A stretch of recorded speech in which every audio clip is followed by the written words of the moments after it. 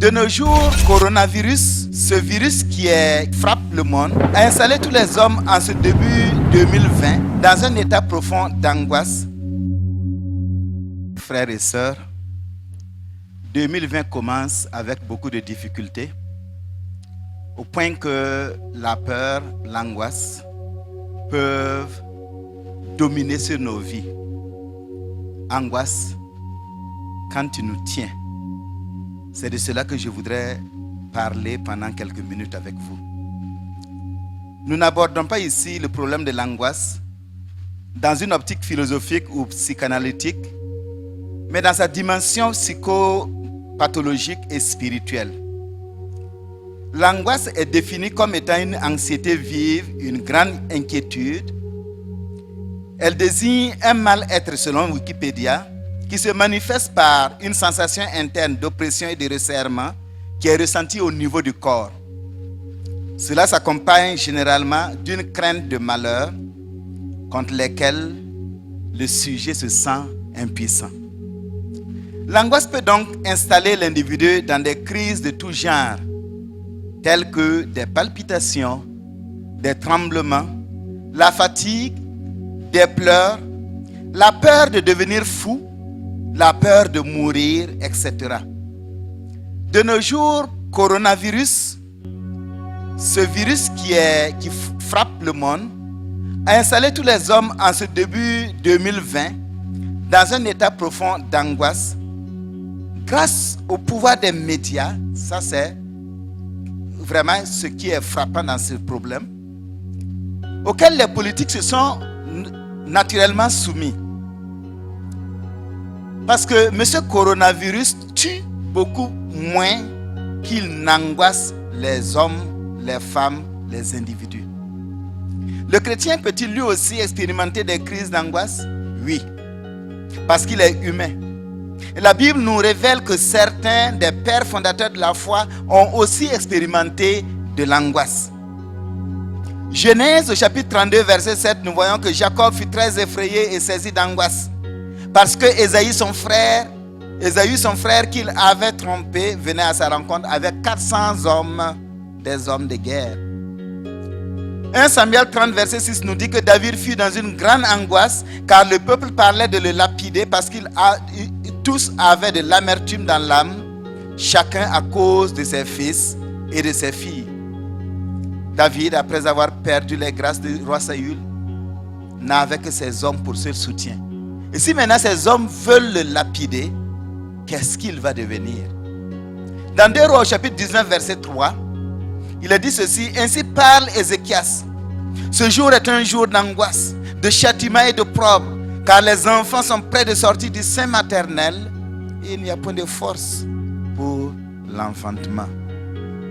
Après avoir livré tous les trésors de sa maison, ainsi que de la maison de l'Éternel au roi Sanchérib, roi d'Assyrie, il a vu que cet homme s'est avancé, le roi d'Assyrie, pour prendre encore les villes de Juda. Et même il est venu pour prendre Jérusalem et emporter les habitants de Jérusalem en captivité, d'où la grande angoisse du roi. Dans 2 Corinthiens chapitre 1, verset 8, nous lisons ceci. Nous ne voulons pas en effet vous laisser ignorer, frères, au sujet de la tribulation qui nous est survenue en Asie, que nous avons été excessivement accablés au-delà de nos forces, de telle sorte que nous désespérions même de conserver la vie. Paul a souffert. Et la teneur de la souffrance qu'il a vécue, qu'il a subie en Asie a été telle qu'il voyait sa vie et donc son ministère s'arrêter. Alors qu'il avait des plans pour aller vers d'autres nations, vers d'autres peuples qui n'ont pas encore connu Jésus. Voilà que la souffrance est sur le point d'arrêter sa vie et son ministère. Et il entrait dans un profond désespoir parce qu'il ne voyait aucune issue, aucun moyen de s'en sortir. Dans Matthieu, chapitre 26, verset 38, il est dit ceci. Jésus leur dit alors, mon âme est triste jusqu'à la mort. Et dans Luc 22, 44, il est dit que étant en agonie, il priait plus instamment. Et sa sueur devint comme des grumeaux de sang qui tombaient à terre. Jésus a connu une grande angoisse. Non pas par peur de la croix, mais plutôt parce qu'il devait boire la coupe de la colère de Dieu. La colère de Dieu contre le péché. Et cette angoisse l'a poursuivi et s'est manifestée sur la croix lorsqu'il a crié « Eli, Eli, lama sabachthani » « Mon Dieu, pourquoi m'as-tu abandonné » Matthieu 27, verset 46. Bien-aimés frères et sœurs, l'angoisse n'est pas le problème. Le problème, c'est ce que tu en fais. C'est ce à quoi elle te renvoie. Est-ce que ton angoisse te dirige vers Dieu? Vers Dieu par la prière et la méditation qui produisent un homme nouveau comme chez Jacob?